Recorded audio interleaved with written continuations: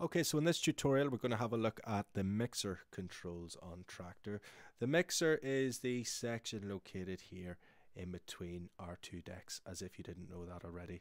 The default mixer is a 2-channel mixer with a 3-band EQ section with kill switches on your low, your mid and your high frequency bands. The kill switches are located here.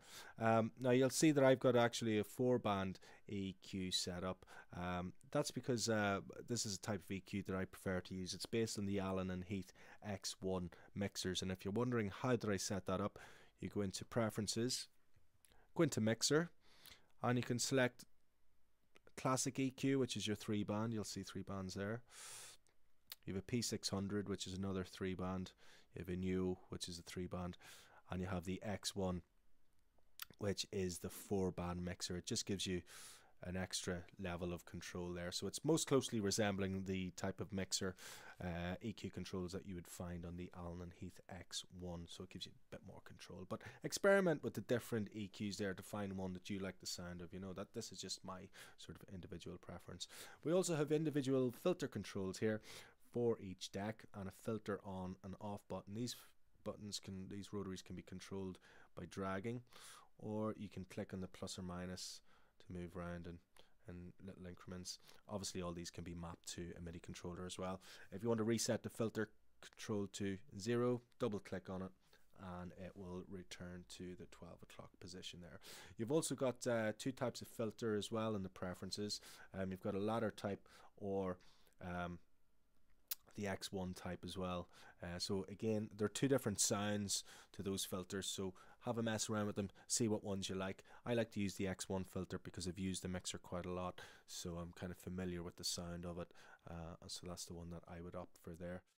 Okay, so the next thing we want to look at is our key lock, which you can switch on or off here, or you can switch on or off here, and you can control using this rotary here. So why do we want to use key lock? Well, key lock basically means that no matter what tempo your track is currently playing at, the song will always stay in the key in which it was originally made. So I'll give you a little demonstration here of how it affects this piece of music. Right, so that's key lock switched on, okay, and I'm going to increase the pitch. Now, that track has, you can hear, is speeding up, but the key of the music is staying exactly as it was meant to sound.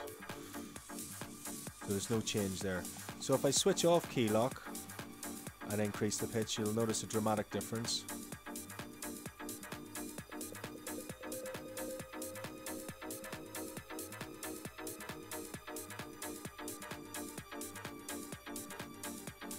So again, you know, it's up to you whether you want to use this mode or not, but it just means that no matter what sort of tempo difference there is in your track, that the key is always going to remain the same. Now you can also use this rotary to actually attempt to match the key of a track that's playing in another deck. So to do that,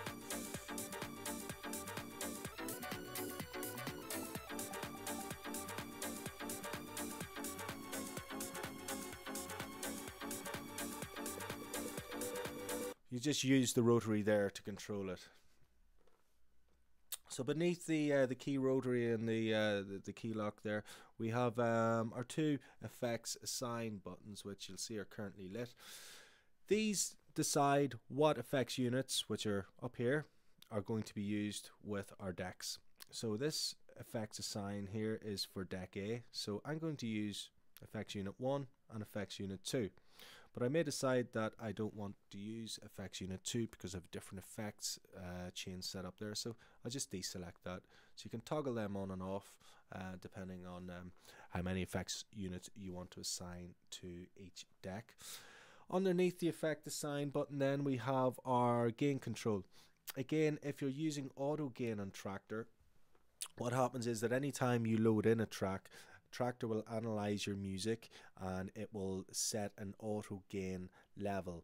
So it'll detect what boost or cut it needs to make in the volume of that track to normalize it to 0 dB. It sounds kind of complicated, but it's not really at all. But to set up this auto gain, you you just click in here. It's just really for your levels, you know. Your levels will be sort of automatically set every time your tracks are loaded if you have auto gain selected. This gain control here, if you do need to make adjustments, that's where you'll do it. You'll notice that there is a slight boost in the gain. That's because the auto gain has boosted the gain ever so slightly for me, so I shouldn't really need to make any adjustments there. And similarly on this deck, there has been a tiny little cut in the gain of the track again, which auto gain has been responsible for. The next button we have here is for previewing our track in the headphones. You will need a monitor with a preview out or a monitor out, a headphone out to actually use this feature here. You have a pan control here for each individual deck, so we can pan left or right depending on what sort of effect we want to do. And again, you have your plus and minus here also, and double click on the center of the rotary or whatever to reset that to 12 o'clock. Beneath that here in the bottom strip we have our crossfader. The crossfader can be controlled manually either by dragging with your mouse, or if you have it assigned to a MIDI controller, or it can be done automatically.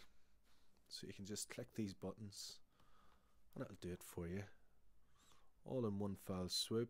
To reset it back to the center, we double click on the crossfader itself.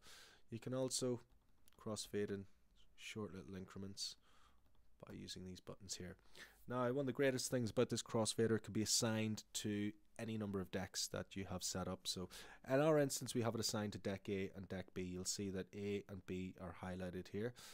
But if I want to, if I'm using 4 decks, and I want the crossfader to control deck C, I just click there, and D, click there. So the crossfader's now on the left hand side, it's assigned to deck A and C, and on the right hand side it's assigned to deck B and D.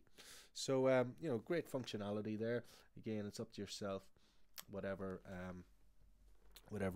way you want to set that up. The next thing that we're going to look at in our next video here on Traktor Pro is beat gridding, and how you set up perfect beat grids to get your auto loops and get all your syncing and your hot cues working perfectly for you.